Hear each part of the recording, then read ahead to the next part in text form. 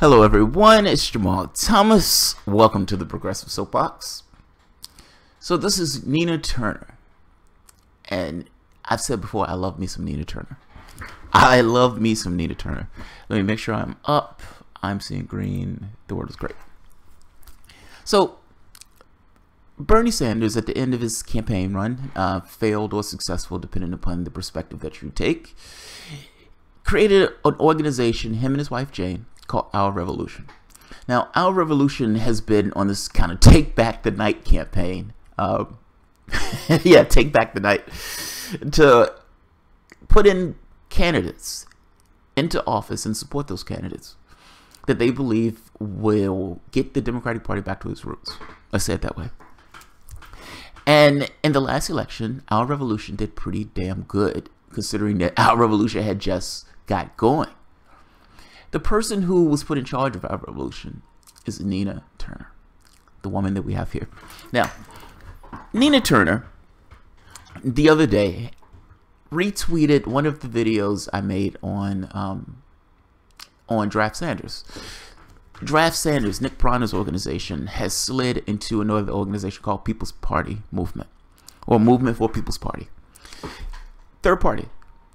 We're done with the Democrats. Third party. We're adults. We're standing on our own two. We're not going to let you punch us and beat us around anymore. If you sleep with the maid, we're leaving. We're leaving. We're not going to be here in the morning. Now, separate organization. That's the point I'm trying to get across. I'm doing it in a colorful way, but that's the point I'm trying to get across. Separate and distinct from the Democratic Party. A party to the left that knows what it is, that stands for what it is. This is not a big, massive tent where you have the plutocrats and everybody. No, we represent the 99%. That's what we are. We own it. Nina Turner retweeted this out.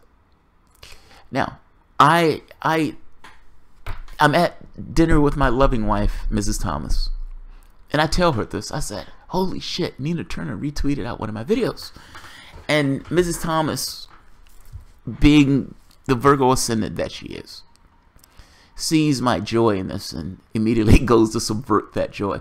Hey, is it possible that somebody who worked with Nina Turner had her hands on the apparatus? Yes, that's possible. Meaning Nina Turner herself didn't necessarily tweet that out. It could have been somebody else. It might have been her secretary that tweeted that out. And I'm like, yes, that's possible. I see what you're saying, but that's kind of fucked up. That you're stealing joy in this way. She was like, no, I didn't mean it for your tweet. I just meant it for other people's tweet. But certainly you understand, if it's for other people's tweet, it also holds true. It could be true for mine. I choose not to believe that. I choose Nina Turner saw that. And with her own hands, she hit the button and says, yes, I'm tweeting this up.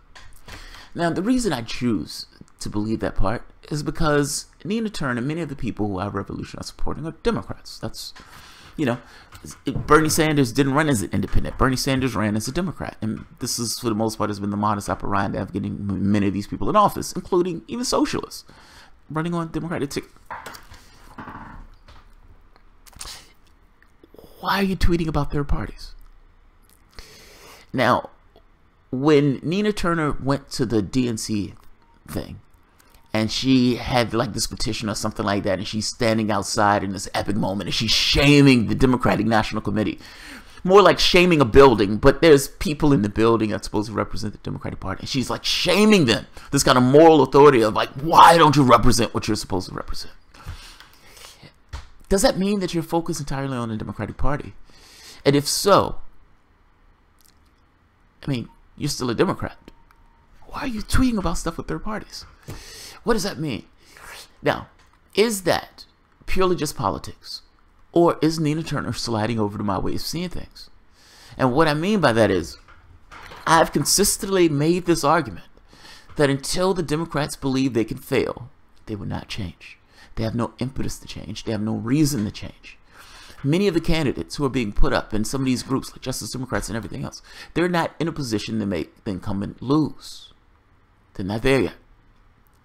Meaning, Joe Manchin goes on a TYT not because he's scared of Swearengin, but because he's scared of the Republican that may take his seat. Your weapon, the brick that you're talking about using, is the Republican Party. you may lose. Now, in Nina Turner's case, Nina Turner is looking at this from the standpoint of how do we push these guys further to the left? You push these guys further to the left by making them believe that they can be replaced. How do you make them believe they can be replaced? By making them lose. A third party run in the United States, oftentimes, particularly if you're talking about from the left, is going to split that vote, giving the Republican a better chance of getting in that office. Nina Turner understands this. I know she understands this. So if you're pushing for this idea of a third party, you're trying to build up something that A, can replace the Democratic Party, but B, meaning losing in the interim. Is that where she's willing to go? This is more of a scorched earth policy of doing things. Now, I'm asking the question, does Nina Turner, is she putting teeth to this? Meaning, is it being earnest? Is she serious about it? Was she saying, hey, I'm tweeting out this information about a third party? Or is it a threat? Is it like, look, I have this bet. I don't want to use this bet, but I have this bet. Either you do right by me, or I want to use this bet. Which one is it? Is the battered left, the battered wives of the political spectrum, is a battered left going to be there in the morning when the husband gets back after a night of drinking and fornication? And if the husband knows that that battered wife is going to be there in the morning, why does a husband have any need to change? And yes, this is a colorful euphemism, but I think it fits. I think it fits.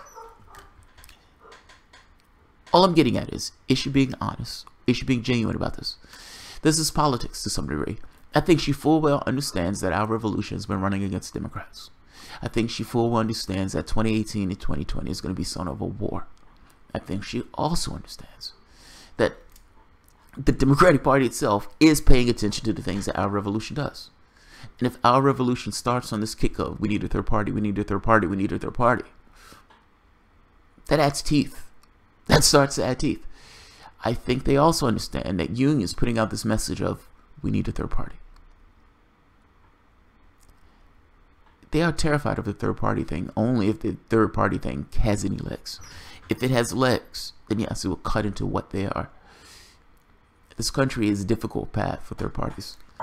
But it doesn't necessarily mean that the strategy itself of making that other major party lose and dragging that major party to the left because that major party believes it's going to lose doesn't mean it wouldn't work. The question is she earnest about it? Does it have teeth? That's what I'm curious about. Does it have teeth? Yeah, somebody says poop or get off the pot. Right. Make a choice. She needs to stop crying third parties. Well, look, third parties have a hard path.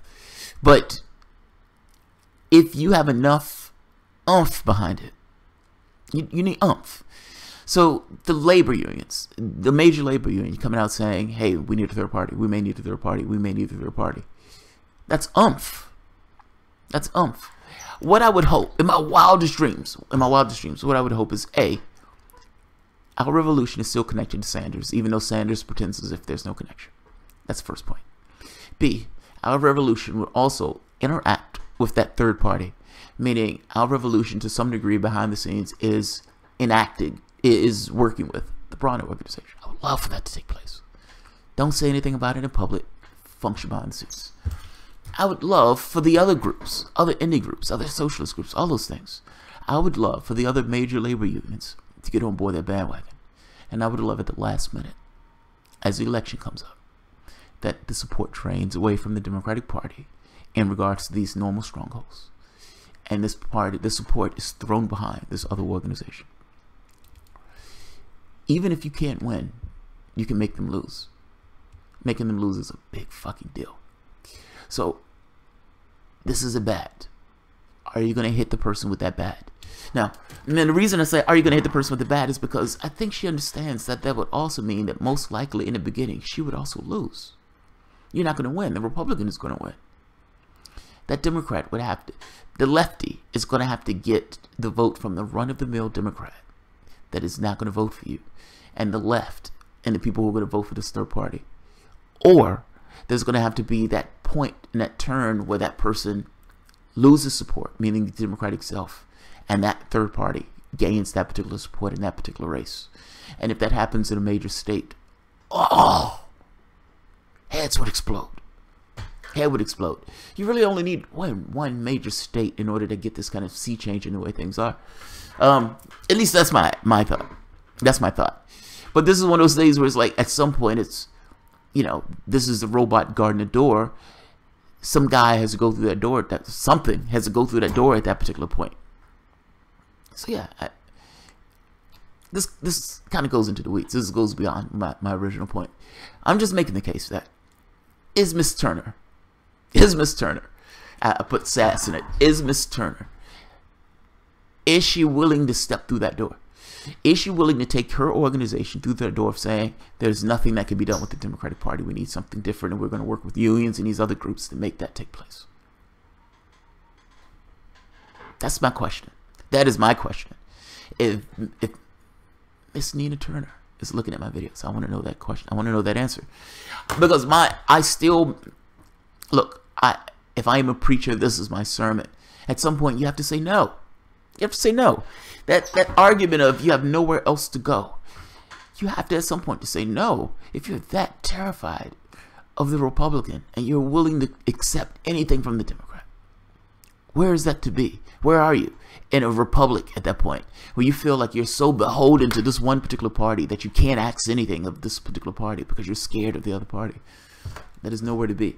There's nowhere to be. I'm bitching about this.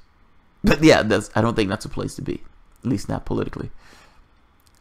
It would be a mistake to make a threat without being prepared to carry it through. Mark P., I agree. This is my point.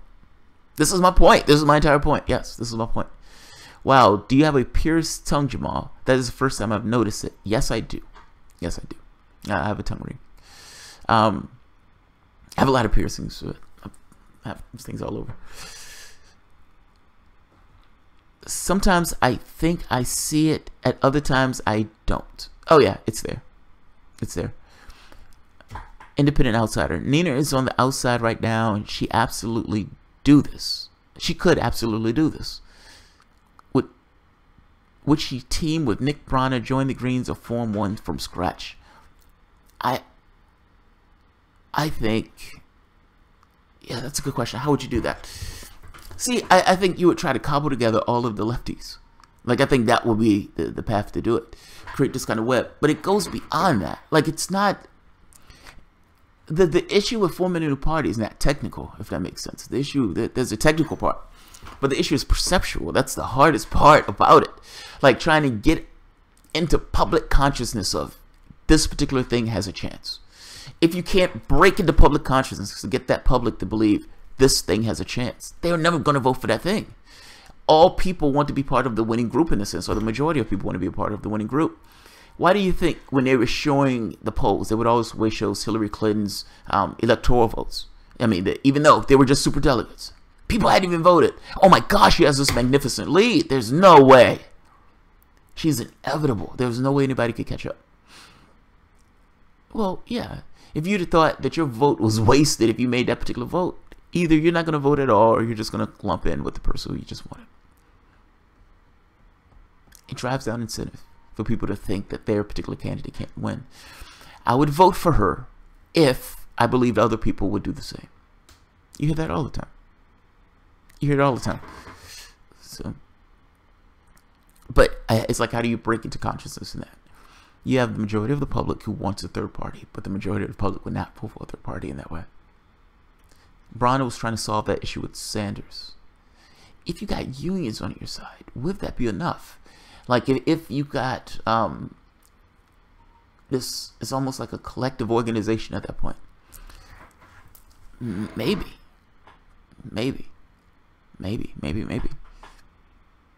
I have to be honest. I agree with Bronner, though, that the Sanders thing would have helped.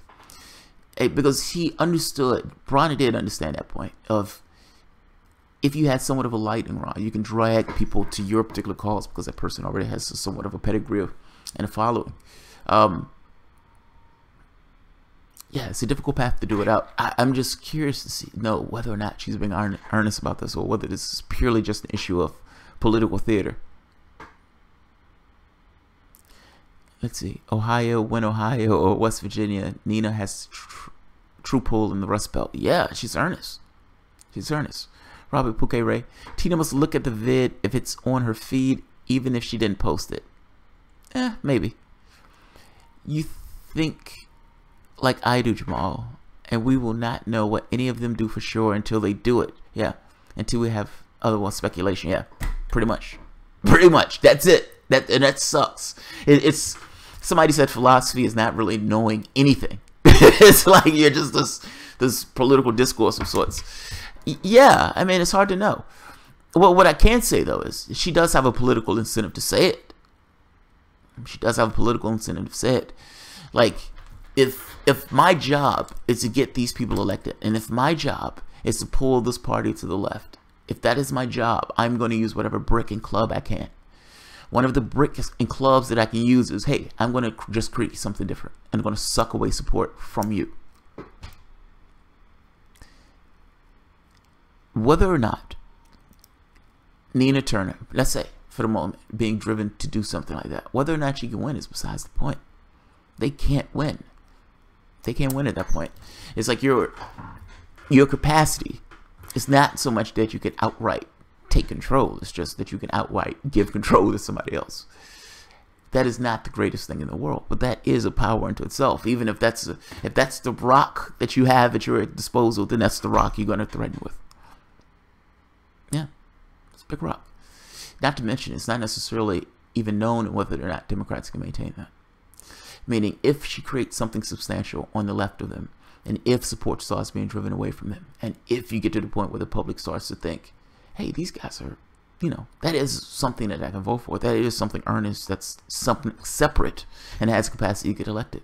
Then yeah, you destroy the party. You essentially, Democrats become the new Whigs. You could do it. People think it's impossible because they haven't necessarily seen it in modern history. There's a lot of shit that takes place that hadn't necessarily happened before. It didn't make it impossible. Just meant it hadn't happened yet. There's a difference in those things. I wonder if Joy Ann Reid would back Biden over Nina. Yes. Joy Ann Reid would. Yes. Joy Ann Reid would in no way back Nina Turner. Wouldn't happen. It wouldn't happen. You would never see it happen. And who would African American women back? African Americans are weird with this.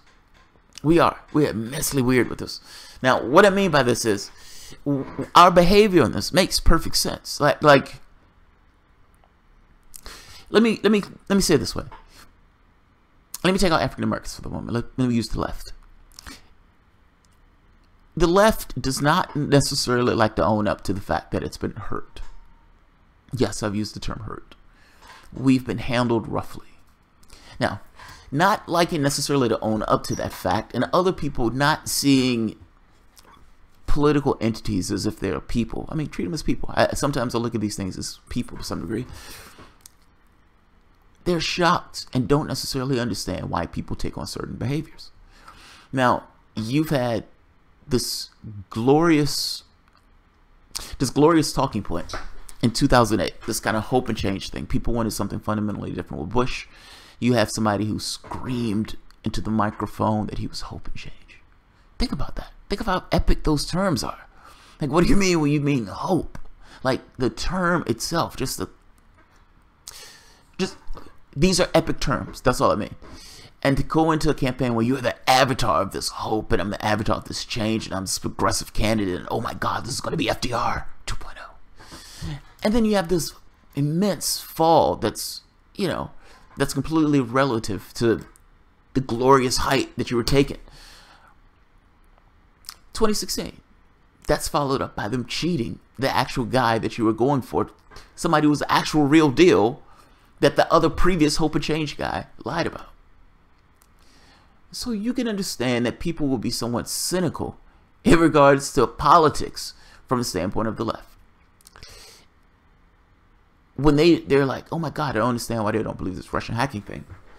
Because you've identified the fact that you've lied constantly. So yeah, why we're going to necessarily believe you? Same thing with this thing of politics and this thing of the cheating and everything else. Yeah, we're cynical about this process. We're cynical about the people being put up because we've been lied to and manipulated before. Now, that's just being a person. That's just being a person. The only difference is you just have a large group of people who feel that particular way. African Americans have also been somewhat materially harmed in the way that politics have been had in this particular country. And our behavior leads to that thing going back for the past 50, 60 years. It's not so much I am voting for this particular person. Blacks don't have two people to vote for. Typically, they're not two people. There's only one. There's a Democrat. Because that Democrat, regardless of how apathetic, how inane, how feckless, he's not the Republican. That's the difference. When these guys get out there and they hug identity, yeah, if you're going to hug identity, the other guy is not necessarily hugging identity in the same way. I feel a little bit more comfortable with you. The history of this particular country, particularly in regards to African Americans, has not been a good one. So it is perfectly logical, perfectly makes sense, that the one party that was conciliatory towards you in the 50s and the 60s and the 70s, you're still with that party today. You're still with that party today. The other people scorn you. The other people were absolutely hateful of you. This particular party, at the very least, acknowledge your presence. The problem with this is that party has changed. That party has changed. And that party has used identity as a manipulative tool as opposed to using it as something worthwhile. And not even using it worthwhile. It shouldn't be using it in that sense at all. The argument, the conversation that really needs to be had is about class, not race. And race, unfortunately, by Democrats have been used as this kind of weapon of sorts. And look, both parties use it. It's just in this particular time frame, Democrats have used it. They've hugged onto it so intensely. But the reason they're hugging onto it intensely is to obfuscate from other conversations. The fears of the people who are in a particular demographic is being leveraged for votes. It's being leveraged for votes. And it's being used in a way that prevents them from talking about other things because they don't want to have a conversation about other things. They're being used for votes. We need to unmoor ourselves from this party. In the same way that unions need to pull themselves away from this party. Now, what is Miss Turner? What is Miss Turner talking about? And is Miss Turner serious about this particular course of action if Miss Turner doesn't necessarily get some identifiable metric that she hasn't necessarily exposed to the rest of us? I'm curious. I'm fantastically curious.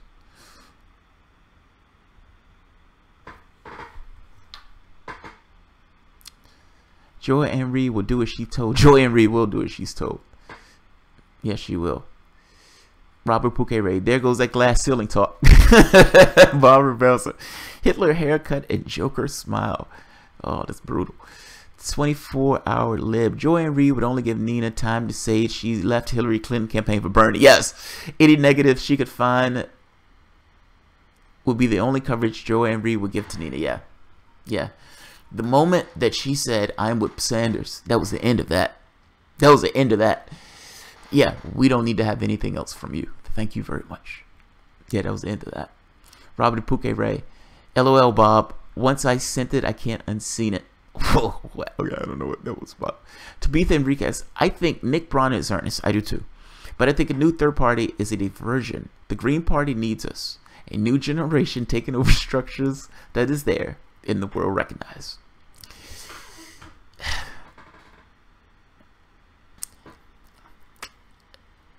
Okay, look, no party has a right to exist.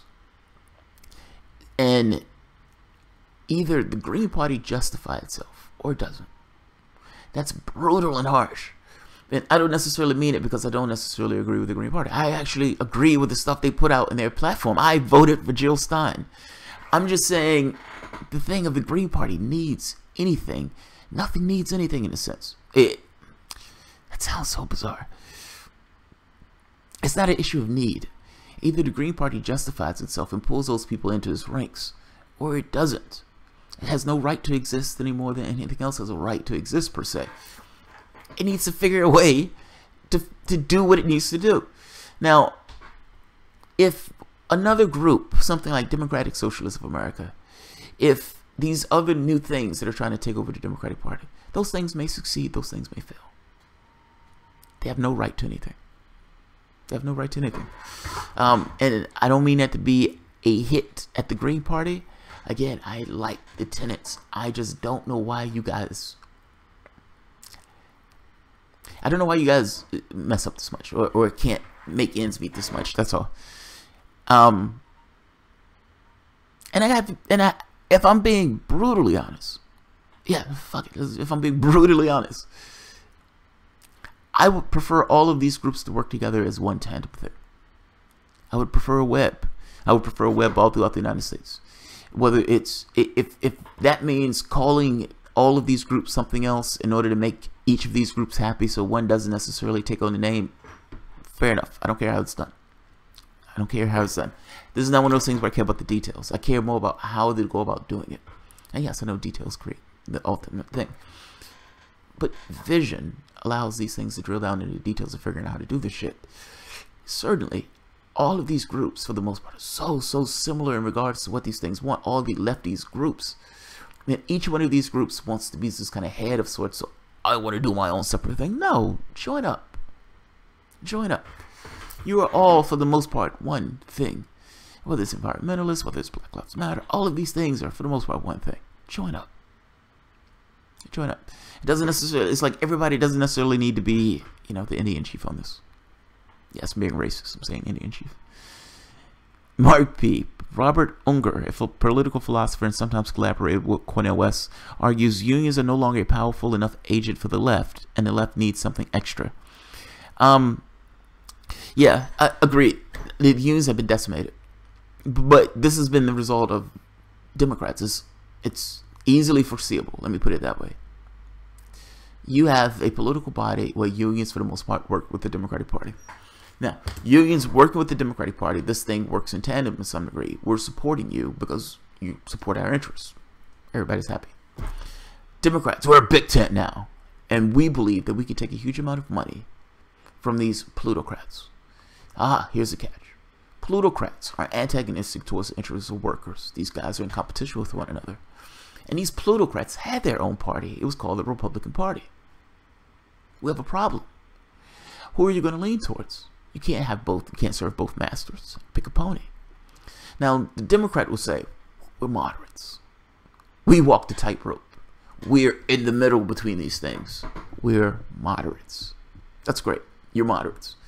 Ultimately, what you're saying is you've come up with a political way of describing why we're going to take a huge amount of money and do really bad things that are not in the interest of your original demographic, your original base. And that's what took place. At some point, it became, you know what? If I hit my wife's still there. If I hit my wife, she's still there. And they told unions, you have nowhere else to go. You have nowhere else to go. So yes, we're going to take this money. We're going to be more brash about taking this money now. We've established that this is going to take place. We've normalized the relationship that this takes place. So yes, you have nowhere else to go. A union said, you're right. And the husband cheated. And he did all these other bad things. And again, each time around, you have nowhere else to go. You're going to help us. You're going to go stump for us. You're going to tell your people to vote for us. You have nowhere else to go. We're going to pass NAFTA. We're going to push the Trans-Pacific Partnership. You're not going to get the Free Choice or Employee Free Choice Act. You're not going to get any of that stuff. You have nowhere else to go. When I make this no argument, I make this no argument for a reason. It's not willy-nilly. It's because from a strategic standpoint, it seems like this thing of you have nowhere else to go needs to be broken into, yes, we do. Where there's a turn of the worm, where the wife gets a spine, where Tina Turner fights Ike back in the limo. Something needs to change. And until you're willing to say no, nothing changes. I think that's just fundamental. I don't know the argument against that. I got to be honest. I don't know a valid argument against that. Now, that doesn't necessarily mean you don't run your own people. Our revolution is certainly running its own people, and our revolution was able to win multiple seats. God bless. But you're not going to win every seat. And at some point, that is going to have to come to a head. Is this for real? Meaning, are you flirting with this third party thing because you're serious about the third party thing? Or is this just, I have this bet. I have this bet. Are you ever willing to use that bet? And if it is shown that you're not willing to use that bat, then you no longer have a bat. I want to know if she's serious. I want to know if she's serious. A bird with 2 right wings. Alright, I don't know what that was at all. I completely missed that reference. Pick 4 issues every lefty can agree with in wars, healthcare, education, and election integrity. Add corruption to that. Add corruption. Like, because corruption is not a left or right thing. Corruption is a corruption thing. And you would get right-wingers who are on your side for the corruption thing. I would wager that if I did a video just going balls into corruption, whether it was people on the left or the right, I would wager that the left and the right would agree on that video. Corruption's a big fucking deal. It really is. Nothing gets through. There's no capacity for the government to work in your interests if the people in that government are fundamentally corrupt. If they're fundamentally corrupt. So yeah, corruption's a big fucking deal. That would be top of my list. We have a right-wing duopoly, yes. Jeremy Chase. Justin B. That would position People's Party, starting with the Greens, for victory in 2020. Throwing away the infrastructure that the Greens will automatically bring to the table would be a waste of resources.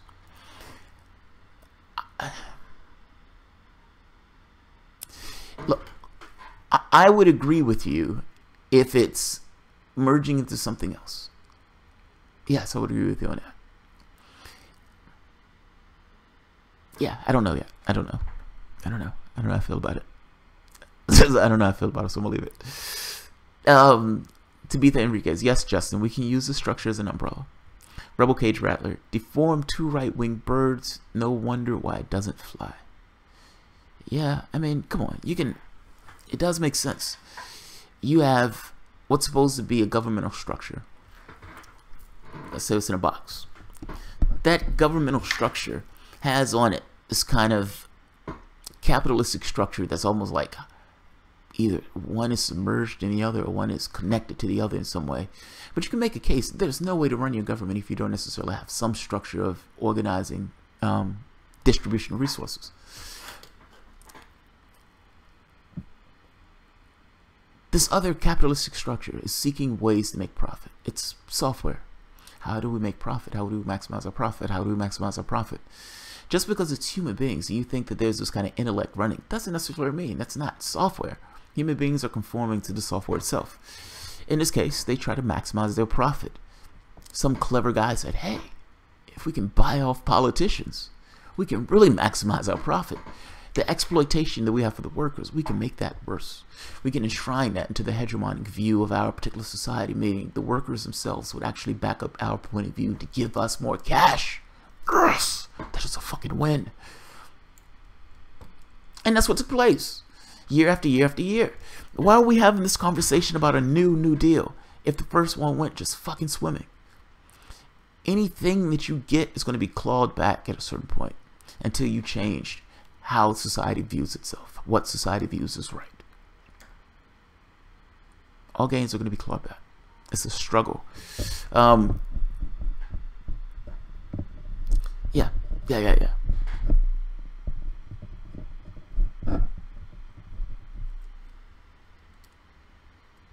Yeah, I lost my train of thought.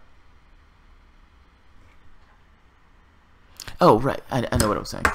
Yeah, it's logical to think that these guys are going to try to intrude into the system. That's my point. Like, you have these tentacles that are coming out. How do we maximize our profit? How do we maximize our profit? Hey, I know a way to maximize our profit. Change the rules and regulations in the way that money is allocated. Change the laws with regards to taxation. Change the laws with regards to how we can hide money overseas. Change the laws with regards to how workers are paid. Yeah, we can change the laws. We can roll back the New Deal regulations. We can roll back the banking regulations. We can pass trade deals. We can do all sorts of things that helps us maximize our profit. And it would look like just legal wizardry because the politicians who these people elect into office will be the ones who are doing it. They are public relations specialists. Yeah, man, it's foreseeable. It's the system itself. It's systemic. It's not any particular individual. People act like Hillary Clinton is the most corrupt person on the planet. She may be, but anybody in that slot would have behaved or likely behaved in the same way.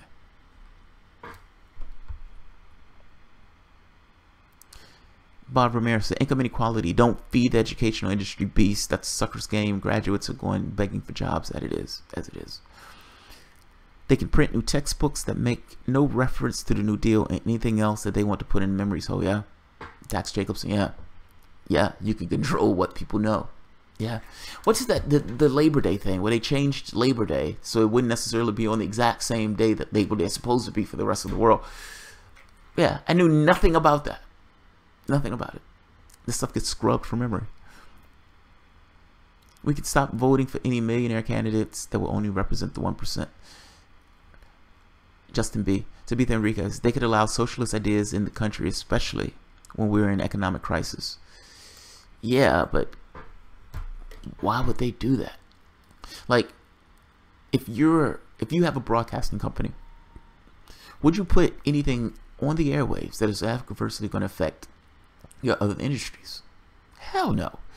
Your job is to monetize reality to such a degree. Yes, you're going to show certain stories, you're going to give certain information, but insofar as that information does not hurt your material interests, you're not going to show it. You're not going to show it.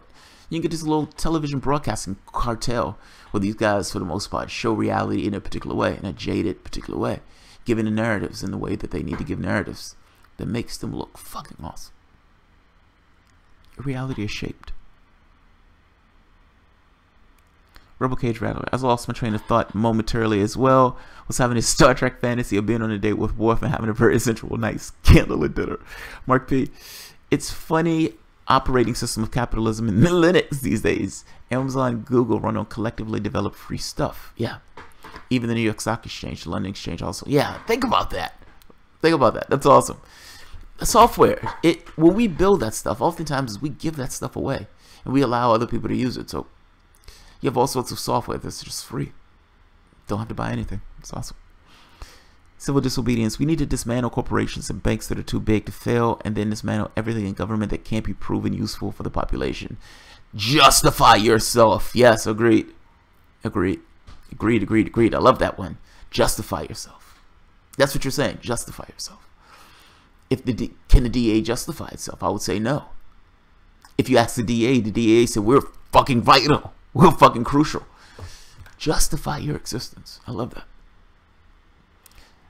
I love it. Jenny Lynn, realer than ever. Bob Ramirez. So before Bill Clinton, we had things like a real FCC that required operation in the public interest. Yeah, Bob. And you know what sucks about that is the moment that you get rid of that in 10, 12 years, they're like, why would anybody ever have the FCC? Yeah. It becomes a normalized thing. And it's hard to claw back those things once those things go away. Yeah, great. Kevin, they try to steal and exploit everything. Yes, Kevin, I would agree with that. Yes. Jeremy Case, our current political environment is the inevitable result of capitalism. Yes, yes, yes, yes, yes. Yes. Agreed, agreed, agreed. Yes. Absolutely. We need to convert people outside our group like we're the Borg. America is not fucked up because of us in this chat room. Dax Jacobson. Yeah.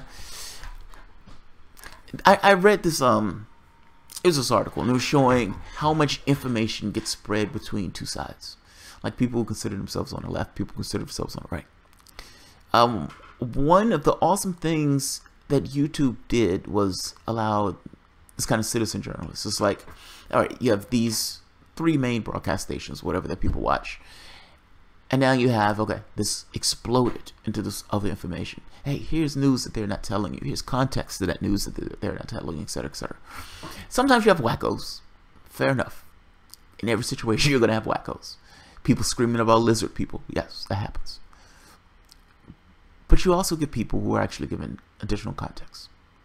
And that's a win. What these guys are saying, for the most part, yeah, how can I say this? It's like you're not going to convert. You can convert people outside your sandbox, but you got to have to get them to your sandbox, if that makes sense. And that particular thing was showing that people diverged. People got their own information.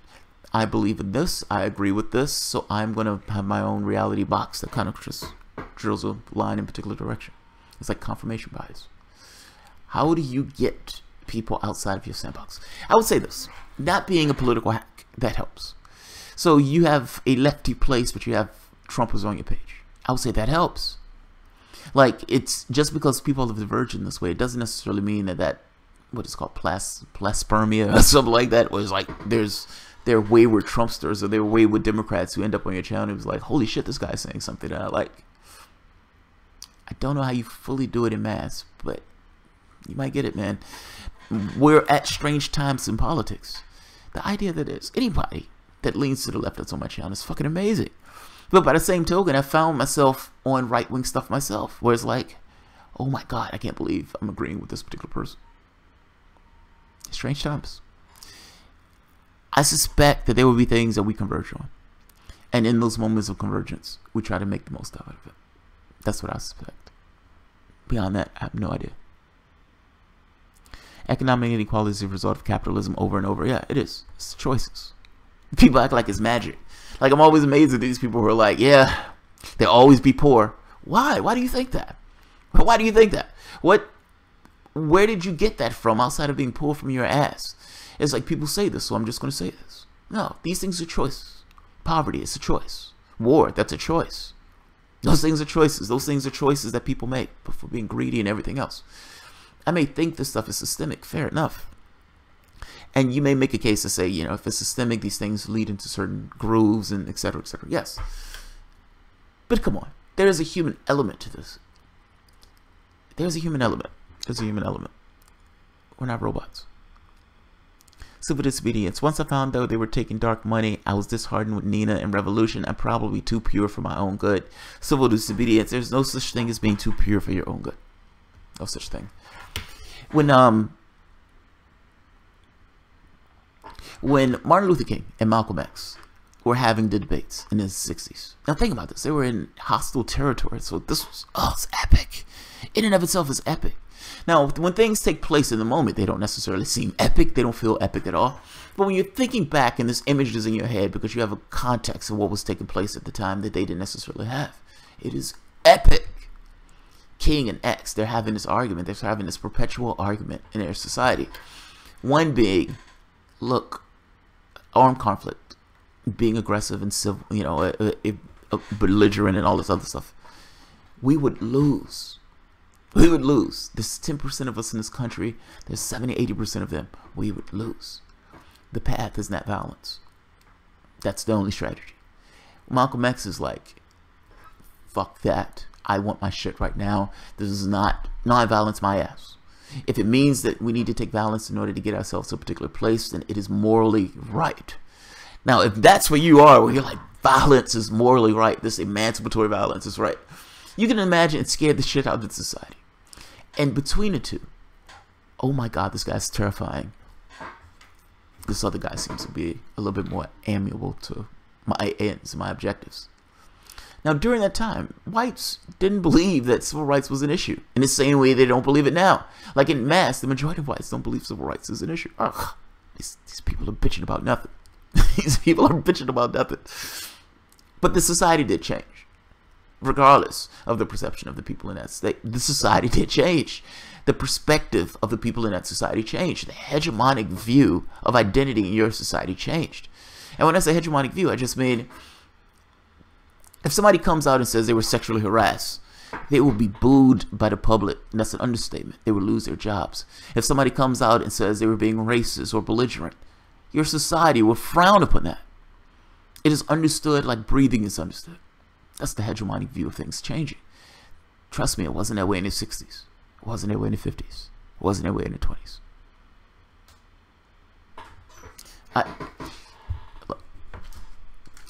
Yeah. Things change.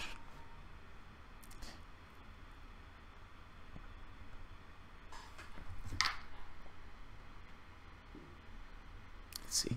Oh, wow. I was running my mouth.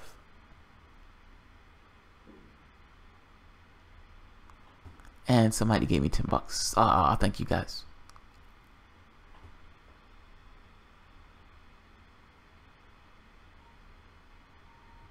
Let's see. Where?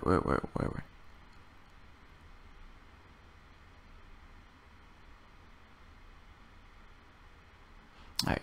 Rebel Cage Valor was being vulgar with regards to the wharf. Jenny Lynn, look at COINTELPRO. They always fight the left, but that's what's called the struggle. Yeah. Yeah, it's just the goal is to win, not to continuously struggle in perpetuity and forever. Make the House of Representatives the people's house once again. No more Goldman Sachs candidates. Justin B. Yeah, that would be nice. They try to steal and exploit everything. Yes. Yes, result of capitalism. Yes, yes, agreed. Mark P. London Stock Exchange. The CEO was sacked after going back to Windows and commercial software failed so bad. Oh, right. I remember that. They were having blips. Yeah. The average person just feels powerless. They've been so beaten down they don't want to think about politics. Ballroom wrestling. That's true. Yeah, that's true. That is immensely true. People don't want to think about it. And to some degree, I can't blame them. I mean, you spend your life on this kind of hamster wheel for 50 hours a day. Or 40, 50 hours a day. It's like, do you really want to devote additional energies to this kind of populist thing? I can't say I blame them.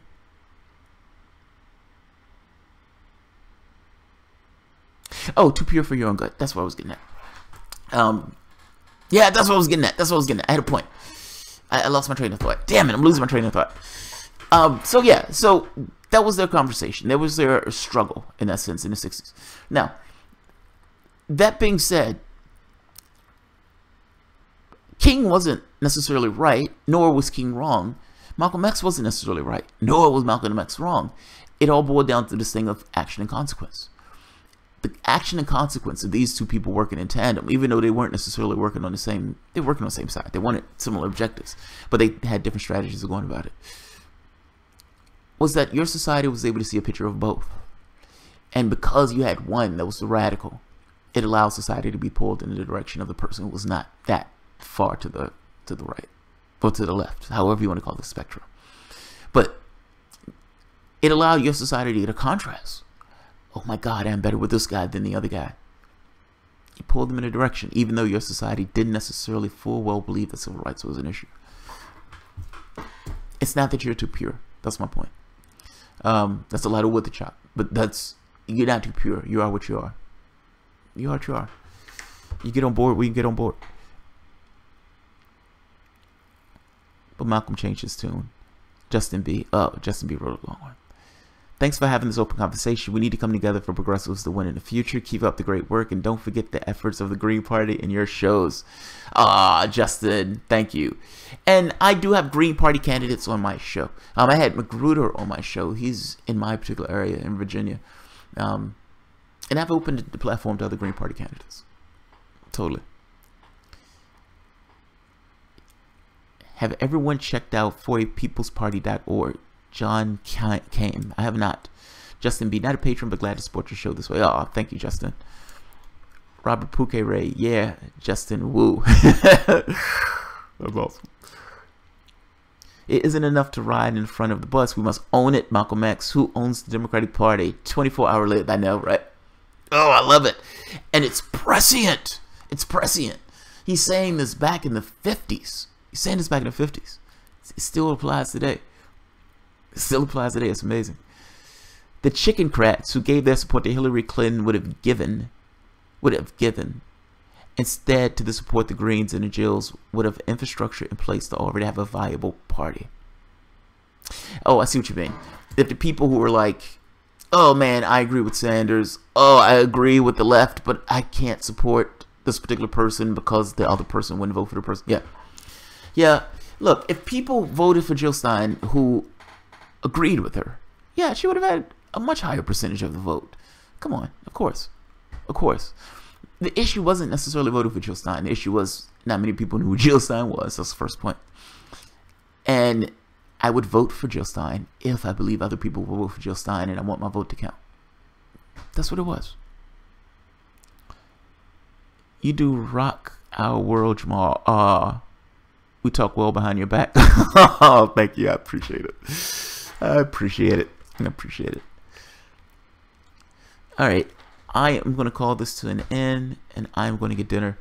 I don't think I'm going to have another one after this. This is me. It's like me calling out Nina Turner. Declare your intentions, miss. Declare your intentions. It's not that bad. I love Nina Turner. I am curious about this question, though. I'm curious about this question. And I know when I do a live show, the show is winding and everything else. The first 10 minutes of the show is usually my perspective of things, and the rest of the show, I think this is the format my shows are probably going to take on. First 10 minutes or so is me making my point, 10-15 minutes, however long it takes, and then hearing the rest of the audience have their say. It's like yay or nay, or you're an asshole, or you're awesome, or you're brilliant, or you suck, where you come from. Or David McCall just tearing me down for whatever reason David McCall is coming up with to tear me down. Whatever. I like that format. I think that format works. Thank you, David Von Kettering. I appreciate it. Have dinner, watch TV, and walk them. I can't watch Walking Dead while I'm eating dinner. That show is gross. That show is totally gross. Yeah. Alright, guys. If you enjoy the content, feel free to share, like, subscribe, and of course, you can always support through Patreon. Thanks, guys. And by the way, Nina, no offense, man. I love me some Nina Turner. Thanks, guys.